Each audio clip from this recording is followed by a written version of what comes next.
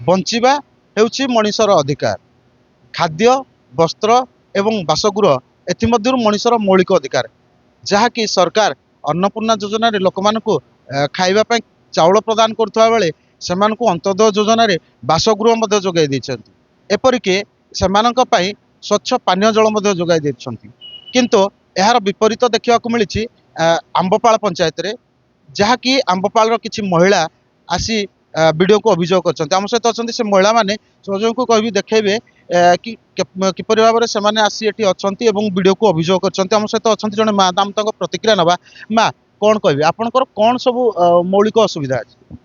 ମୋର ମୌଳିକ ସୁବିଧା ସାର୍ ଏଇ ବାସଗୃହ ଖଣ୍ଡେ ଆଉ ପାଣି ପାଣି ସଫିସିଏଣ୍ଟ, ପାଣି ଟିକେ ସାର୍ ନହେଲେ କୌଣସି ମଣିଷ ବି ଚଳିପାରିବନି।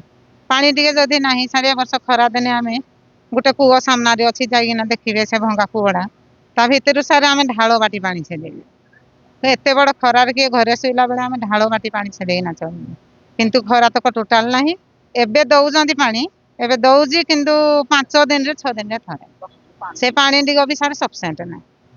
ଆଜି ପାଣି ସଫିସିଏଣ୍ଟ ନାହିଁ ନେଇକି ଆପଣ ସରପଞ୍ଚକୁ ମଧ୍ୟ ଜଣାଇଥିଲେ? ହଁ ସାର୍, ସରପଞ୍ଚ ଆସିକିନା ସବୁ ଜାଣିଛନ୍ତି। ସରପଞ୍ଚକୁ ଆମେ କୂଅ ସାକ୍ସନ କରିବି ସାର୍, ଗୋଟେ ପୁରୁଣା କୂଅକୁ ଯେତିକି ସାକ୍ସନ କରିବା କଥା ସେତିକି ସାକ୍ସନ ହଉନି।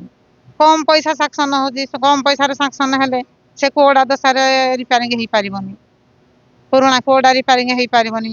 ତାପରେ ଏ କଥା ଜମା ଟୋଟାଲ ପଞ୍ଚାୟତରେ ବି ବୁଝୁନା।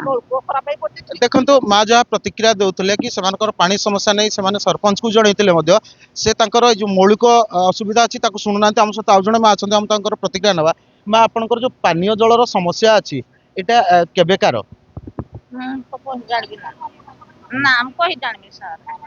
ଦେଖନ୍ତୁ, ମା ମଧ୍ୟ ପ୍ରତିକ୍ରିୟା ଯେହେତୁ ସ୍ପଷ୍ଟ ଭାବରେ ଦେଇନାହାନ୍ତି, ଆମ ସହିତ ଆଉ ଜଣେ ମା ମଧ୍ୟ ଅଛନ୍ତି।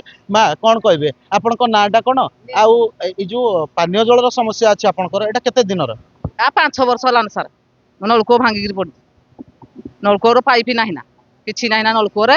ଆମେ ବହୁତ ଅସୁବିଧାରେ ଚଳୁଛୁ। ହେଇ ସାଇଲା ଏଇ 10 ଦିନ 15 ଦିନ ଯୋଉ ପାଣି ଟିକେ ଦଉଛି, ସେ ଦେଇକିରି ଗୋଟେ କୂଅ 30 ହାତ କୂଅରୁ ଛେଦେଇ ଆଣୁଛୁ।